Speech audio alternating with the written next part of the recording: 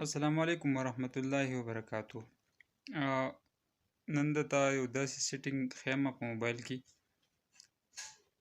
چې که چېرې ستاسو نه موبایل ورک شي او ستاسو ته آی ډي پاسورډ نه معلوم، د ګوګل چې کوم اکاونټ دی جیمیل د هغې پاسورډ درته نه معلوم، یا نور چې کوم تاسو داسې اپسونه کولاو کړي په موبایل کې او هغه تاسو نه د هغې کوډ هېر شوي، نو راځئ په موبایل کې د داسې یو سیټینګ ښیمه چې هغه کوم کوډونه ستاسو د موبایل دي، د جیمیل دي، د فیسبوک دي، یا نور داسې اپسونه تاسو کولاو کړي او د هغوی کوډونه ستاسو نه هېر شوي، نو موبایل کې داسې یو سیټینګ دی په ګوګل کې چې په هغې کې به ستاسو هغه کوډونه چې کوم دی محفوظ پراته وي، هېڅ چېرته به هم نیتلي. ډېر کتونکي ډېر ملګري ما ته کال وکړي یاره جي سبحان الله داسې حساب دی چې آی ډي کوډ رانه هېر شوی دی، یا مې موبایل بدل کړی دی، یا هسې ډېر وخت پس مې آی ډي لاګ اوټ کړل د هغې سره زما کوډ چې کوم دی ما نه هېر شوی دی، اوس آی ډي نه کولاویږي. موبایل کوم سیم باندې مې چې کولاو کړی دی هغه هم نشته دی، بند دی، یا چا سره دی، یا بند شوی دی، یا بل ځای کې دی. نو دا به څه طریقه کار کول غواړي، دا کوډ به څنګه بدلوو که نه پریشانه وي.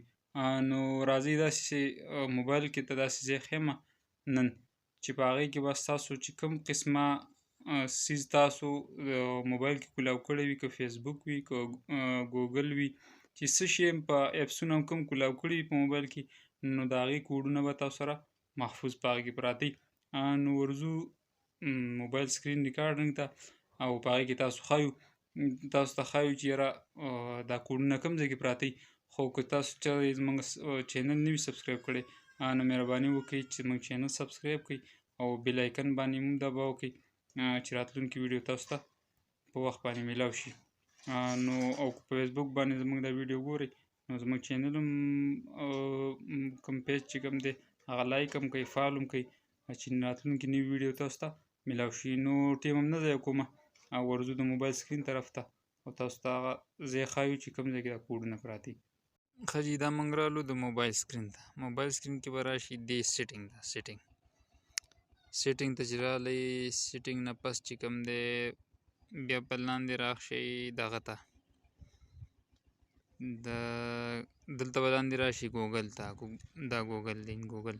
که ځینې کسانو سیټینګ کې ګوګل نه راځي، دا بره سرچ اپشن دی، سرچ په دې کې به ګوګل سرچ کړي هم تاسو ته به راشي، دې ته به راشي ګوګل ته. ګوګل باندې چې تاسو کلیک کو، ګوګل چې کله کولاو شي ښه نو دا به بیا لاندې راکوشي دا اټوفیل ته، هندی اټوفیل باندې به کلیک کړئ. ښه جي اټوفیل نه پس به بیا دا لاندې راشي ګوره اټوفیل وید ګوګل اینده، دې ته به راشي. دا چې کله تاسو په دې کلیک کولاو کو نو تاسو به لاندې راشي د پاسورډ ته، دا لیکلي پاسورډ دا چابي جوړه کړې، دا پاسورډ باندې به کلیک کړئ. پاسورډ باندې چې کله تاسو کلیک کو نو تاسو ته به راشي ما چې کوم اپسونه کولاو کړي دي نو هغه غوڼ ماته راغلل، دا وګوره تاسو کتی شئ دا غوڼ اپسونه فیسبوک شو، دا ډیسکیو کم شو، دا ګوګل شو، د انسټاګرام شو، دا ټول څیزونه، دا سټریم شو، دا ټول څیزونه چې کوم دي دا ماته راغلل.